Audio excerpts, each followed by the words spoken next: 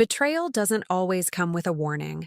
Sometimes it's as quiet as a whisper at a dinner table, or as sudden as a hand striking your face in front of everyone you love.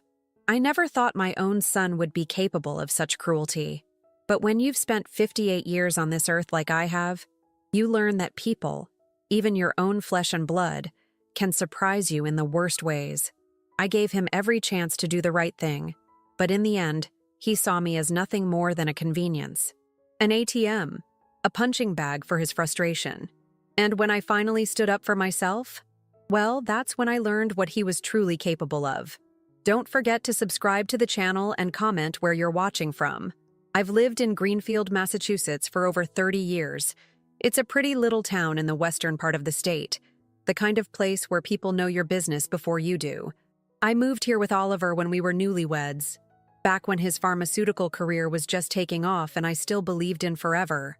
Our colonial revival house sits on Maple Street, with its wraparound porch and white columns that always reminded me of a southern plantation dropped into New England by mistake. The neighbors used to call it the Clark Castle. Now they just whisper when I walk by. That Thursday morning before Thanksgiving, I was polishing the silver serving dishes my mother had left me. The ones with the delicate filigree edges that take forever to clean, but look stunning on a holiday table. My arthritic fingers protested, but I kept at it. I'd been hosting Thanksgiving dinner for 30 years, and despite everything that had happened, this year wouldn't be any different. My phone buzzed on the counter. Donald's name flashed on the screen. My son. 40 years old now, with my late father's square jaw and his father's calculating eyes. "Mom," he said when I picked up, his voice carrying that forced cheerfulness he'd perfected over the years. "Just wanted to confirm we're still on for tomorrow. Emily's bringing her sweet potato casserole." "Everything's ready," I said, running my thumb over a water spot on the silver. "Dinner at 4, same as always." "Great. Also, Dad wanted me to ask if it's okay if he comes a bit early. Says he has some papers he needs you to sign." The serving spoon in my hand stilled. Oliver and I had been divorced for 8 years. The kind of divorce where 40 years of marriage ends with a text message and an empty closet. The kind where your husband leaves you for his 30-year-old executive assistant and tries to hide half the assets you built together. "What papers?"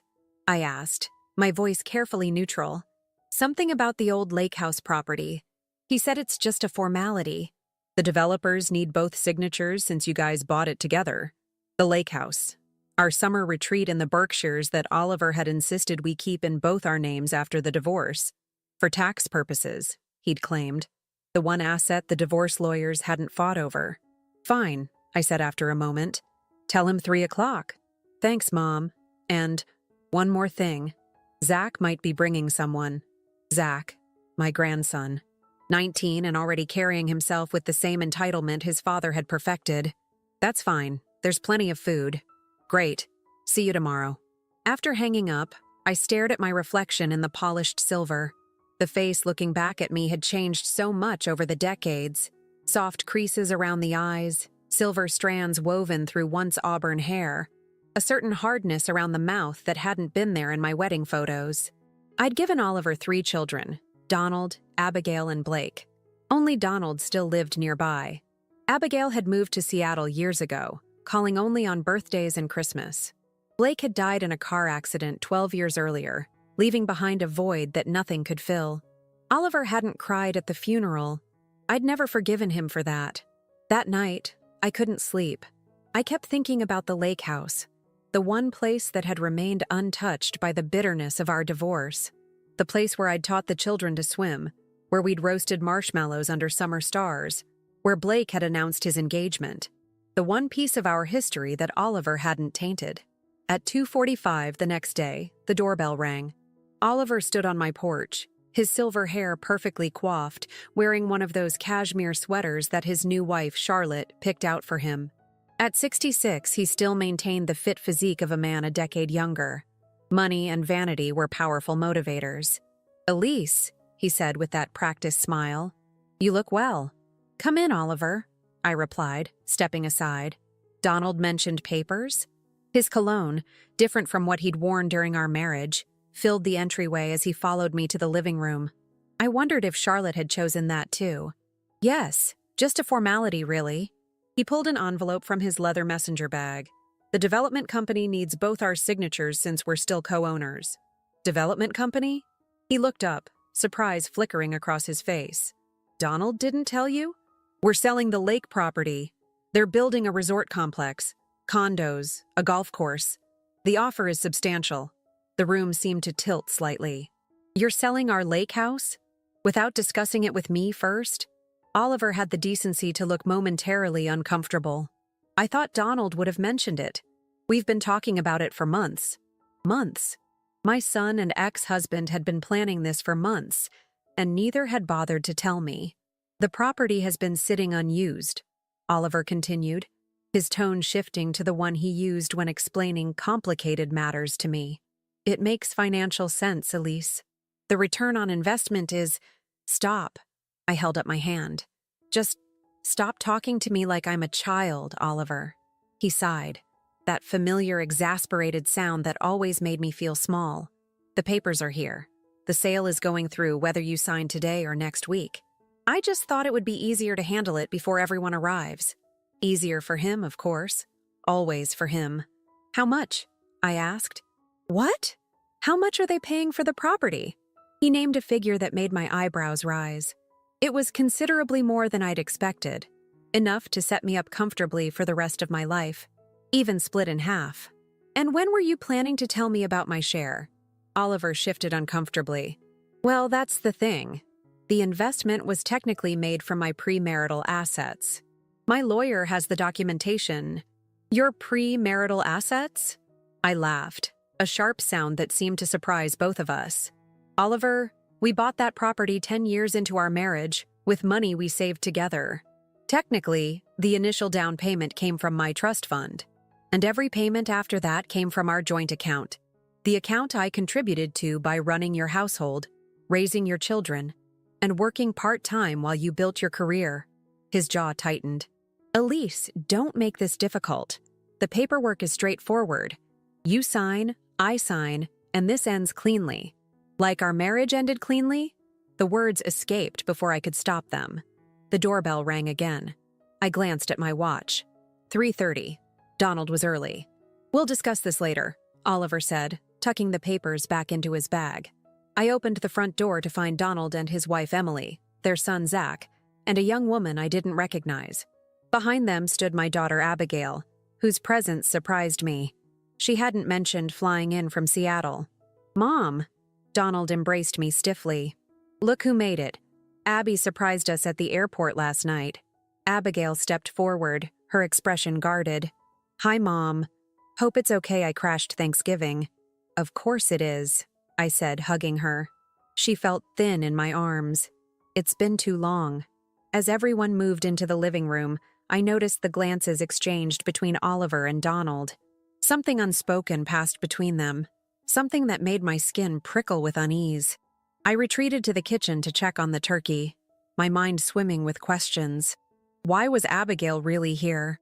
Why was Oliver trying to cheat me out of the lake house proceeds? And why did I feel like I was walking into an ambush in my own home? Need any help, Mom? Donald appeared in the doorway, his smile not quite reaching his eyes. No, everything's under control. I wiped my hands on my apron.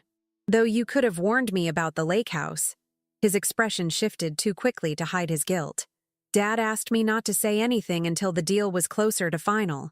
He didn't want to upset you unnecessarily. Upset me? It's my property too, Donald. He moved closer, lowering his voice. Mom, Dad's just trying to make things simple. The money could help everyone. Zach's college tuition is killing us, and Abby's startup needs investors. So that was it. They'd already decided how to spend my share of the money. And what about what I need? I asked quietly. He looked genuinely confused. You have this house, your pension. What else do you need at your age? At my age. As if being 58 meant I should quietly accept whatever scraps they decided to throw my way. The turkey should be ready in 30 minutes, I said instead of answering. Tell everyone to get settled at the table. As Donald left, I stood alone in my kitchen, surrounded by the feast I'd spent days preparing.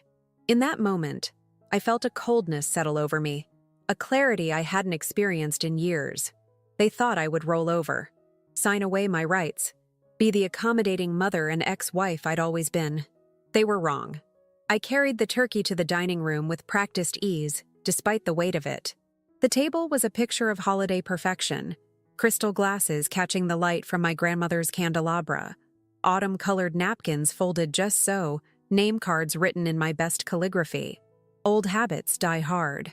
"It looks beautiful, Mom," Abigail said, but her eyes were on her phone. Everyone took their seats, Oliver at the opposite end of the table from me, a position he'd claimed decades ago. Donald and Emily to his right, Abigail to his left. Zach and his girlfriend, Amber, she'd introduced herself, sat beside me. The empty chair where Blake would have sat remained, as always.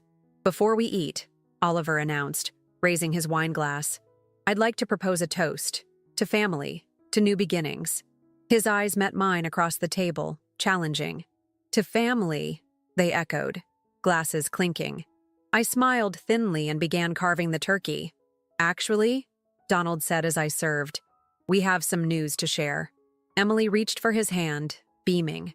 "We're moving! Donald's been offered a position at Oliver's new pharmaceutical venture." "Congratulations," I said, passing plates around. "Where will you be moving to?" "Switzerland," Donald replied. "Zurich, specifically. The R&D headquarters are there." I set down the carving knife. "Switzerland? That's quite far." "It's an incredible opportunity," Oliver interjected. "I've been grooming Donald for this position for months. The compensation package is extraordinary." "What about Zach's college?" I asked, looking at my grandson. "Gap year," Zach replied with a shrug. "Dad's hooking me up with an internship over there." Oliver was beaming like a proud patriarch. "The position comes with a substantial signing bonus, enough to cover the lake house renovations Donald's been wanting to do." My head snapped up. "Lake house renovations?" A moment of awkward silence descended. Donald cleared his throat.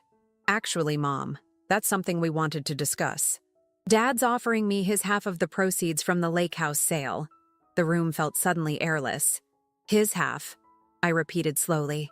"Well, yes," Oliver said smoothly. "Once you sign the papers, of course. The developers are eager to close before year-end." I placed my napkin beside my plate and folded my hands. "And what exactly do you think my half should be used for, Oliver?" He exchanged glances with Donald, the kind of look that had always excluded me. "We thought a portion could help Abigail with her business venture, and perhaps a trust for Zach's education when he decides to return to school." My daughter straightened in her chair. "Mom, it's a tech startup with enormous potential. I've been trying to secure funding for months." "I see." I took a sip of water. "So you've all decided how to spend my money already?" "It's not like that," Donald said quickly. "We just thought that I wouldn't need it." I finished for him. "That at my age, as you put it earlier, I should be content to hand over my assets to my children?" "Mom, please," Abigail sighed. "It's Thanksgiving. Can we not do this now? When would be a better time, Abby? When the papers are signed? When the money's gone? When you're all living your improved lives funded by the retirement I worked 40 years for?" Oliver's jaw tightened. "Elise, you're being dramatic. Nobody is taking anything from you. This is about family planning, asset management." "No, Oliver. This is about control. The same control you've exerted since the day we married." A tense silence fell over the table. Zach's girlfriend shifted uncomfortably in her seat. "Mom," Donald said in the placating tone he'd inherited from his father, "no one's trying to control you. We're trying to help you make the smart financial decision." "The smart financial decision," I repeated. "And that would be signing away my rightful half of the lake house proceeds so you can renovate a property I co-own but apparently won't have access to?" "You'd always be welcome to visit," Emily offered weakly. I laughed, a sharp, bitter sound. "How generous." Oliver leaned forward, his voice dropping to that dangerous quiet tone I knew too well. "Elise, I strongly suggest you consider the bigger picture here. Donald's opportunity in Switzerland is partly contingent on certain financial arrangements being in place. Are you threatening me, Oliver? I'm explaining reality. My company is making this investment in Donald's future. The lake house funds would ensure a smooth transition for the entire family. I looked at my son, the boy I'd nursed through fevers, taught to ride a bike, helped with science projects late into the night. And you're okay with this? With your father using your career as leverage to coerce me? Donald had the decency to look uncomfortable. It's not coercion, Mom. It's practical. The money would benefit everyone. Everyone except me. Jesus, Mom, Abigail interjected. It's not always about you. Donald has a family to think about. I'm trying to build something meaningful. Why can't you support us for once? For once? I set down my fork with deliberate care. I have supported you your entire lives. I put my career on hold. I ran this household. I was there for every game, every recital, every parent-teacher conference while your father built his empire. And you've been well provided for, Oliver cut in. Have I? You fought me on every penny of alimony. You contested the division of assets we built together. You left me with a house I can barely afford to maintain and a pension that doesn't cover rising property taxes. That's not fair, Donald protested. Dad was generous in the settlement. Is that what he told you? I looked at my son. Did he also tell you that he hid assets? That he moved money offshore before filing? That his lawyer threatened to drag out proceedings until I couldn't afford to fight anymore? Oliver's face flushed with anger. That's enough, Elise. No, I don't think it is. I stood up, my napkin falling to the floor. For 8 years, I've kept quiet. I've played the role of the gracious ex-wife. I've welcomed all of you into my home, cooked your meals, remembered your birthdays. And this is how you repay me? By conspiring behind my back? Mom, you're overreacting, Donald said, rising as well. Nobody's conspiring against you. Really? Then why did your father wait until today to present these papers? Why did none of you mention this sale before now? Why are you all sitting at my table, eating my food, while plotting to take what's rightfully mine? The room fell silent. It's not yours, Oliver said finally, his voice cold. It was never yours. The lake house, this house, the lifestyle you've enjoyed, it all came from my work, my sacrifices.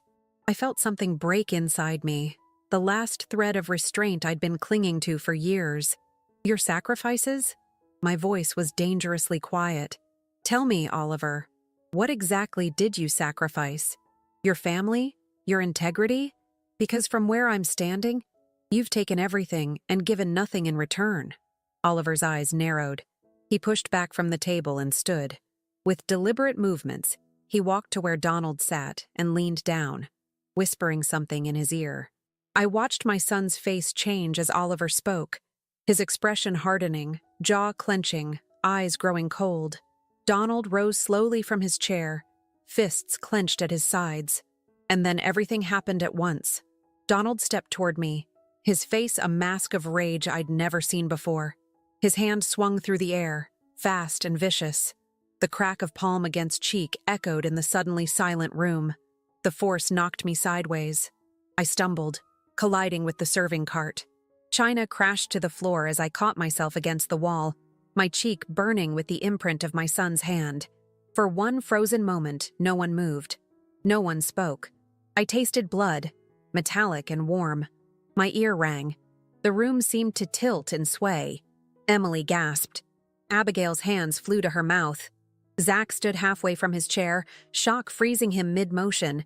But instead of crying, instead of collapsing, instead of begging, all reactions they might have expected from the woman they thought me to be, I smiled. The smile felt strange on my stinging face, but I held it as I straightened my spine and met my son's eyes. Thank you, I said softly. Donald blinked, confusion replacing rage. His hand hovered in the air between us, as if he couldn't quite believe what he had done. You just lost the one thing he always wanted, I continued, my voice steady despite the burning in my cheek. Mom, Donald stammered, suddenly looking like a little boy again, horrified by his own actions. Oliver stepped forward, his face hard. Donald was right to put you in your place. Your behavior is unacceptable. I laughed then, a genuine laugh that seemed to unnerve them all more than any scream could have. My place? I touched my cheek gently. Is this where you think my place is, Oliver? On the floor with the broken china? Is that what you taught our son? Stop being so dramatic, Oliver snapped. But there was something new in his expression now. Wariness. Donald lost his temper. Apologize, Donald. Our son stood frozen, his face ashen. Mom, I didn't mean to. God, I'm so sorry. Don't apologize, I said, straightening the tablecloth with trembling hands. Not yet. First, I want you all to hear something. I moved to the antique secretary desk in the corner of the dining room and retrieved a leather portfolio I'd placed there earlier that morning. A precaution born from decades of marriage to a man who always had a hidden agenda. What is that? Oliver demanded. Insurance, I replied, returning to my place at the table. I dabbed my split lip with a napkin before continuing. Oliver, do you remember Blake's funeral? The non sequitur seemed to throw him. What? What does that have to do with anything? You didn't cry, I said simply. Our son was lowered into the ground, and you checked your watch 3 times during the service. That's not fair. He protested, but weakly. After the reception, I found you in your study, on a conference call. You told me, life goes on, Elise. The markets don't stop for grief. I opened the portfolio and removed a stack of documents. I realized something that day. Mom, please, Abigail interrupted. This isn't the time. It's exactly the time, I countered. I realized that day that there was nothing sacred to you, Oliver. Not our marriage, not our family, not even our son's memory. Everything was transactional. I slid the top document across the table. It was a deed. The deed to the lake house, dated 3 years ago, with only my name on it. Oliver snatched it up, his face darkening as he read. This is a forgery, he sputtered. The lake house is in both our names. It was, I agreed. Until 3 years ago when I had it transferred solely to me. You signed the paperwork yourself. I never signed this.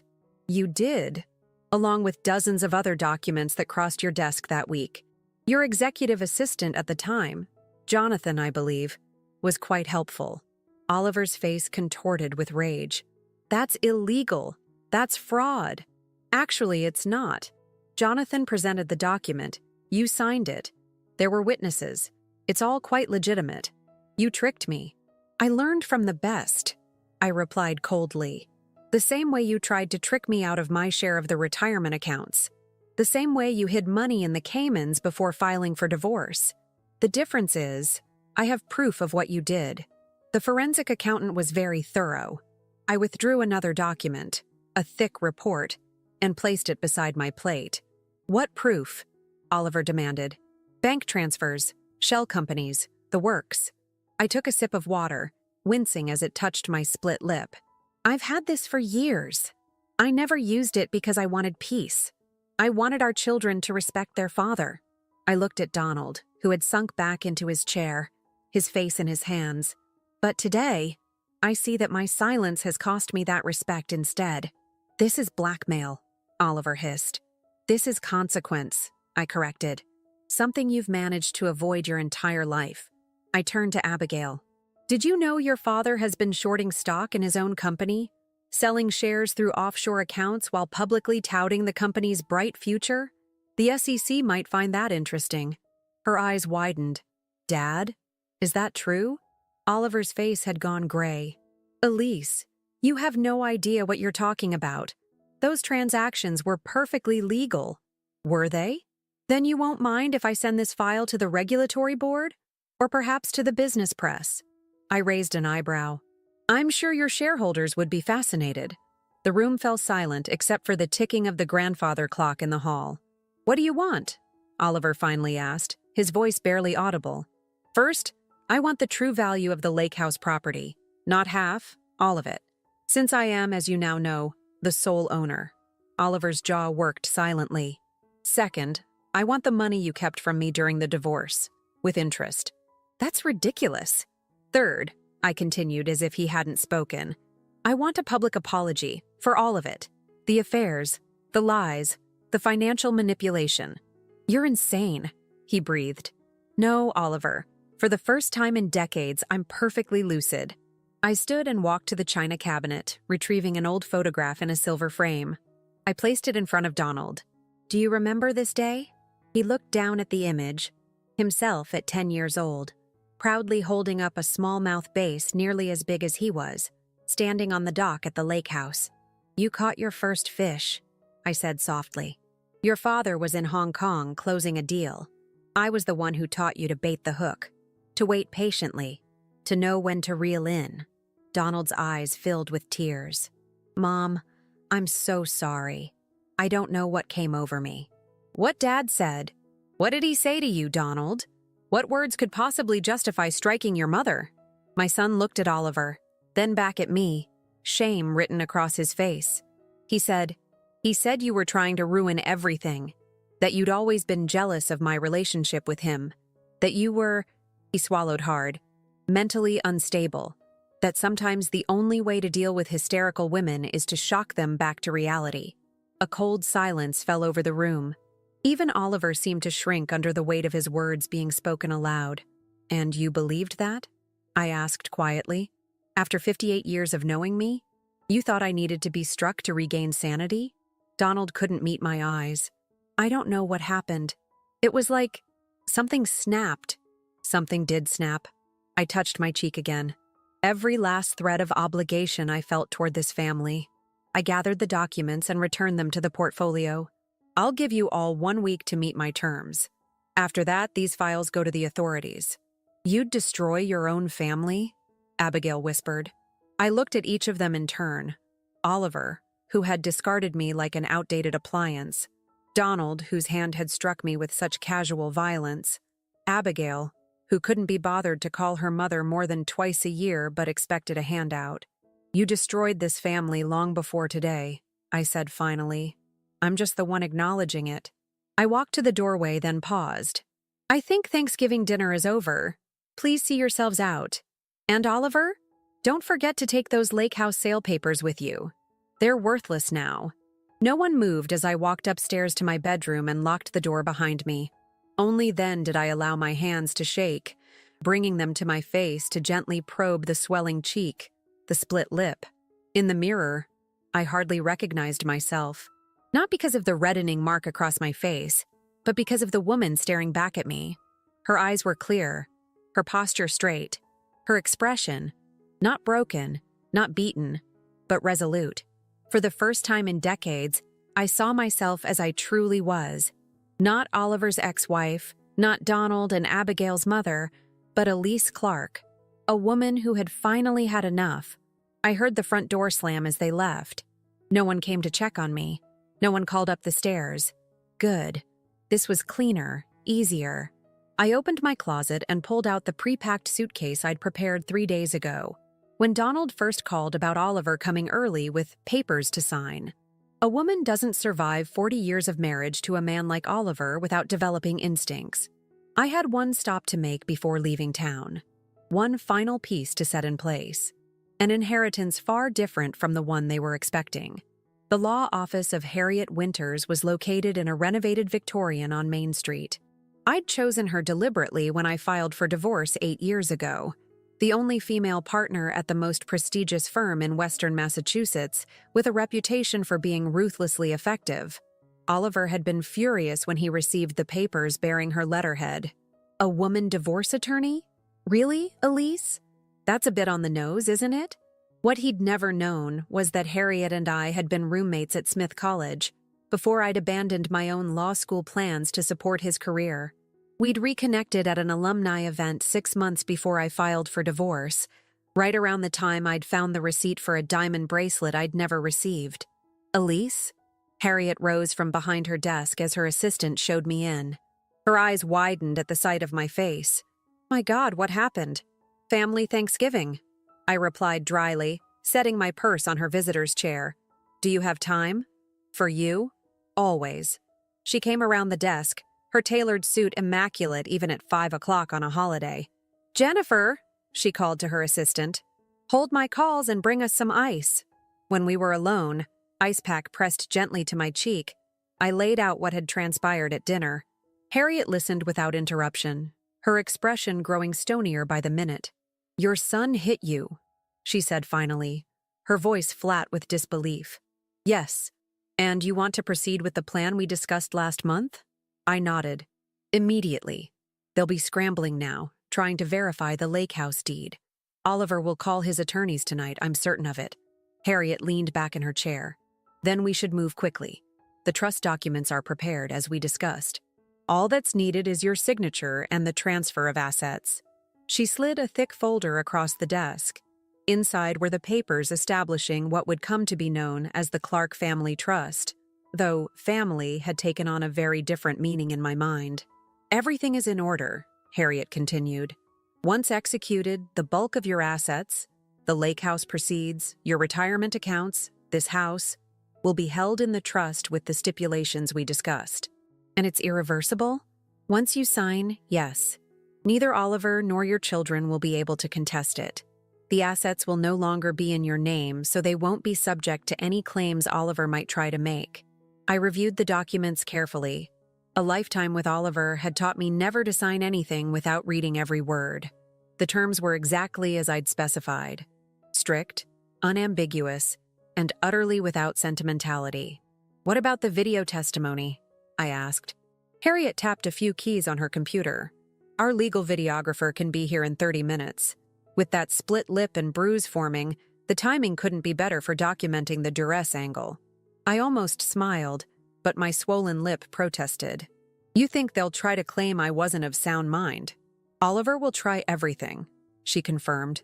But between the video, your medical examination records will secure tomorrow, and the witnesses at dinner, particularly that girlfriend of your grandson's, he won't get far. I signed where indicated, my signature strong and clear. With each stroke of the pen, I felt a weight lifting. 40 years of accommodation, of compromise, of silent suffering falling away page by page. What about the other matter? I asked as I signed the final document. Harriet pulled another folder from her drawer. The whistleblower submission to the SEC is prepared. Once you give the word, it goes out. Not yet, I said. Let's see if Oliver meets my terms first. That's his one chance. You're more generous than I would be, Harriet observed. It's not generosity, I replied. It's strategy. If he agrees to my terms, he admits guilt. If he fights me, the consequences will be far worse. The videographer arrived, and for the next hour I gave my testimony, a clinical recounting of not just the day's events, but 40 years of psychological and financial manipulation. The camera captured every detail of my injured face, every tear I refused to shed, every moment of clarity that had brought me to this point. When it was done, I felt hollowed out, but strangely peaceful. Where will you go tonight? Harriet asked as we concluded. You shouldn't be alone, and you certainly shouldn't go back to the house. I've booked a room at the Berkshire Inn, I said. Oliver would never think to look for me there. He always considered it beneath his status. Harriet nodded approvingly. Smart. And after that? The lake house. It's closed for the season, but I had it opened up and stocked last week. No one knows I have plans to be there. You've thought of everything. I've had 8 years to think, I replied. And a lifetime before that to learn. The Berkshire Inn was a modest but clean establishment on the outskirts of town. I checked in under my maiden name, using the credit card I'd established separately after the divorce. Another lesson learned from watching Oliver's financial machinations over the years.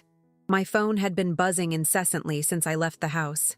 17 missed calls from Donald, 5 from Abigail, 3 from Emily. Dozens of text messages ranging from apologetic to accusatory. None from Oliver. He would be speaking through his attorneys now. I silenced the phone and ran a bath, carefully removing my holiday outfit. The burgundy cashmere sweater now spotted with blood, the pearl earrings Oliver had given me on our 20th anniversary. I placed them in a plastic hotel laundry bag, sealing it as evidence.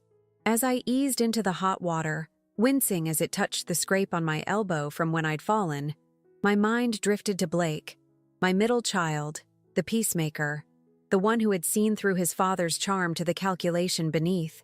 Mom, he'd said once during one of Oliver's extended business trips, you know you deserve better, right? He'd been 26 then, home for Christmas.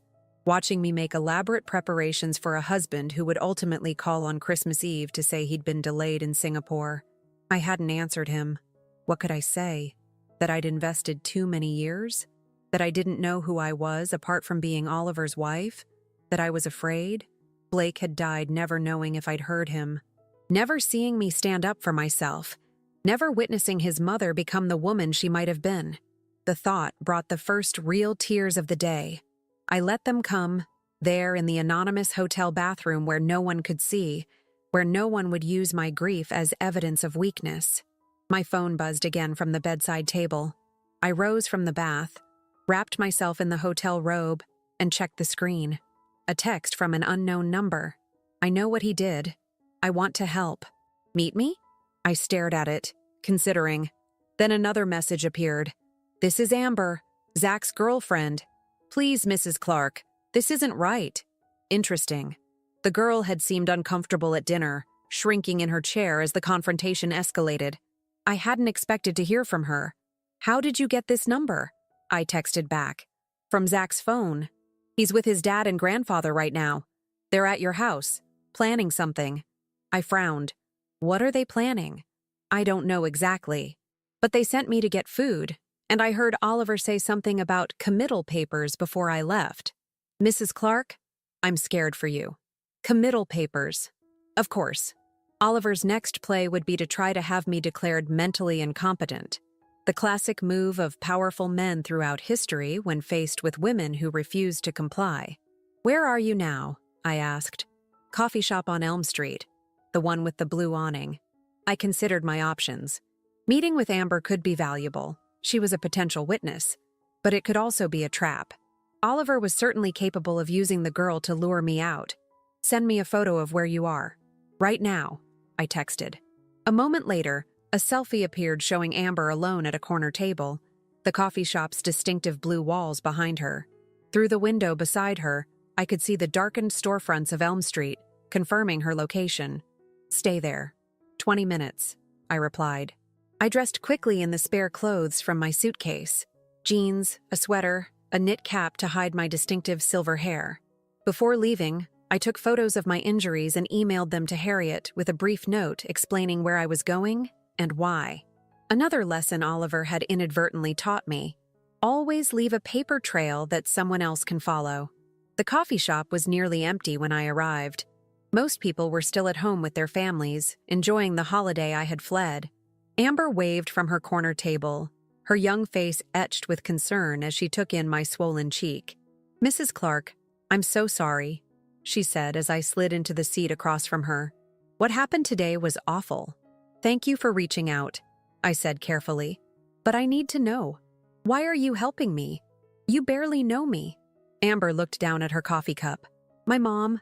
My stepdad used to treat her the way your ex-husband treats you. The way Donald treated you today. She looked up, eyes suddenly fierce. Nobody helped her. Nobody believed her. I can't just watch it happen again. For a moment, I saw my younger self in Amber's determined face. Before Oliver. Before compromise. Before I'd learned to make myself small. What exactly did you hear them saying? I asked. Oliver's been on the phone with someone he called Dr. Harper. He wants you evaluated for...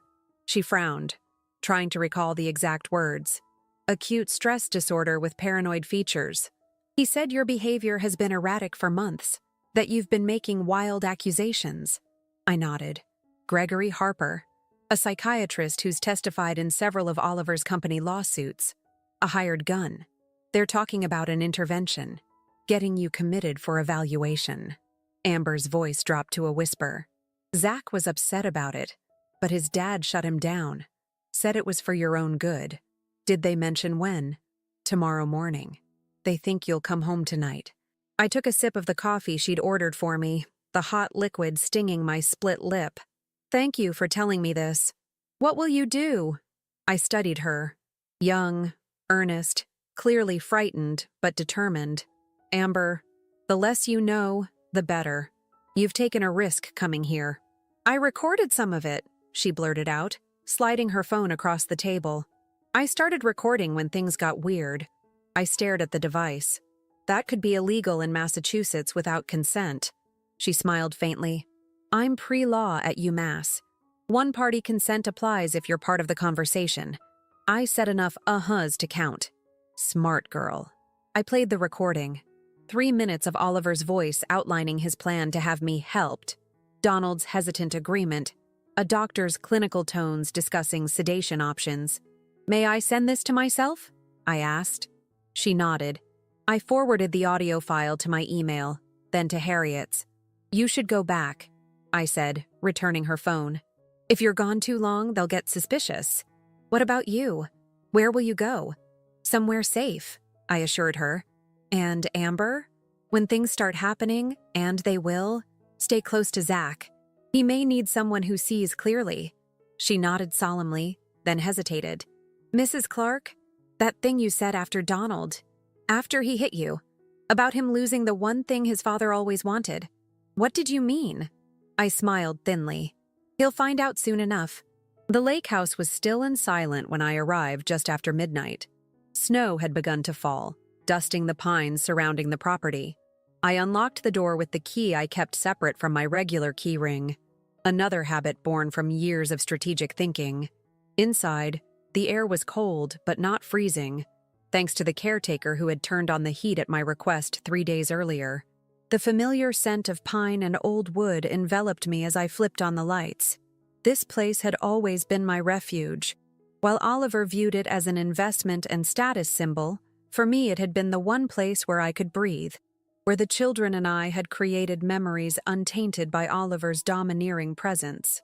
I moved through the rooms, checking that everything was in order. In the master bedroom, fresh linens awaited. In the kitchen, the refrigerator hummed, stocked with enough provisions for several weeks. By 2 a.m., everything was prepared. I took my medications, applied arnica to my bruised cheek, and settled into the worn leather chair by the fireplace. The same chair where I'd read stories to my children decades ago. Outside, the snow continued to fall, wrapping the world in silence. I must have dozed, because the next thing I knew, watery morning light was filtering through the windows. My phone showed 7:36 a.m. and 17 new messages. The first was from Harriet. Papers filed. Trust established. Officers will visit Clark residence at 9 a.m. with restraining order. The second was from an unknown number, a text from Amber. They're going to your house at 8. Doctor and 2 men he called orderlies. Be safe. The others were increasingly frantic messages from Donald and Abigail. I deleted them without reading. At precisely 9:15 a.m., my phone rang. Harriet. It's done, she said without preamble. Oliver, Donald, and the good Dr. Harper were served with restraining orders. The police have your statement and photos. The trust is registered, and the video deposition has been duplicated and secured. How did they react? I couldn't help asking. Oliver threatened every legal action imaginable. Donald broke down completely. There was also another man there, a psychiatrist with 2 rather large assistants. They seemed quite surprised to find law enforcement waiting instead of a vulnerable woman. I closed my eyes briefly. And the other matter? The package was delivered to all trustees simultaneously at 9 o'clock. I imagine the calls are starting right about... My phone beeped with an incoming call, the chairman of Oliver's company. That would be John Hartwell, I said. Right on schedule. Do you want me to conference in? No. This one I need to handle personally. I switched calls. John. Good morning. Elise. His voice was tight with controlled panic. I've just received some concerning documentation regarding Oliver. Troubling, isn't it? I kept my tone conversational. Stock manipulation, insider trading, tax evasion on quite a creative scale. Elise, these are serious allegations. If they're true, every transaction is documented, John. Every offshore account. Every shell company. The forensic accountant's report is quite thorough. A beat of silence. Why are you bringing this to the board now? Because I tried to handle it privately. I gave Oliver the opportunity to make things right. He chose another path. He says you're unwell, that this is some kind of revenge tactic. Does an unwell person document transactions with this level of precision? Do they provide corroborating evidence from 3 separate financial institutions? I paused. Oliver attempted to have me involuntarily committed this morning, John, to discredit me before I could expose him. Another silence, longer this time. What do you want, Elise? Justice. Accountability. Oliver needs to resign, today, with a full admission of his financial improprieties. That would destroy him professionally. Yes, I agreed. It would. And if he refuses? Then this same documentation goes to the SEC, the FBI Financial Crimes Unit, and the Wall Street Journal. Today. The line went quiet again. Finally, John spoke, his voice heavy. I'll call an emergency board meeting. You'll have his resignation by noon. Thank you, John. As I ended the call, another came in immediately. Donald. I let it go to voicemail, then listened to his message. Mom, please. I don't know what's happening. There are police here, lawyers. Dad's losing his mind. Please call me back, I'm so sorry. I don't know what came over me yesterday. Please, Mom, I need to talk to you. I deleted it without responding. Next came Abigail. Mom, this is insane. Whatever Dad did to you, this is between you two.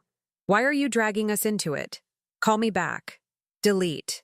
By noon, as promised, I received an email from John containing Oliver's resignation letter, a masterpiece of corporate doublespeak acknowledging errors in judgment and personal issues requiring attention. By 2 o'clock, the news had hit the financial press. Oliver Clark, pharmaceutical executive, stepping down amid allegations of financial misconduct. By 4, my phone had 57 missed calls. I answered none of them. Instead, I sat by the fireplace, watching snow blanket the lake, and opened the final folder I'd brought with me, Blake's last letter, written a week before the car accident that took his life. Mom, I hope someday you'll see yourself the way I see you. Strong, brilliant, deserving of so much more than the life Dad has carved out for you. You taught me what real strength looks like. Not Dad's bullying or manipulation, but your quiet resilience. Remember what you told me when I was 10 and afraid to stand up to that neighborhood bully? Sometimes the strongest thing you can do is walk away, but sometimes the strongest thing is to stand your ground. I hope someday you'll stand your ground, Mom. I hope someday you'll claim the life that should have been yours all along. Love, always. Blake. I folded the letter carefully and returned it to its envelope. 6 months after the Thanksgiving dinner that changed everything, I sat on the deck of the lake house, watching summer light dance across the water. I'd sold the house in Greenfield, donated most of its contents to charity, and made the lake house my permanent residence. Oliver's legal challenges to the trust had failed. His attempts to have me declared incompetent had backfired spectacularly, especially after Amber's recording was played in court. The financial fallout from his resignation had devastated him. The man who had once commanded boardrooms was now facing federal investigations and civil lawsuits. Donald had sent dozens of letters, each more desperate than the last. Abigail had alternated between rage and pleading. Neither had crossed the threshold of the lake house. I had changed my phone number, my email, my entire life. The only contact I maintained was with Zach, who had broken with his father and reached out independently. He and Amber visited occasionally, careful to respect my boundaries. Don't you ever miss them? Zach had asked during his last visit. Don't you ever think about forgiving them? I had looked out at the lake where I'd once taught his father to swim, where I'd watched my children grow, where I'd finally found my own strength. No, I said simply. Some things can't be forgiven. And in that moment, watching the sun set over water that now belonged solely to me, I felt neither regret nor sorrow, only the quiet satisfaction of justice finally served, an inheritance of strength I'd claimed for myself.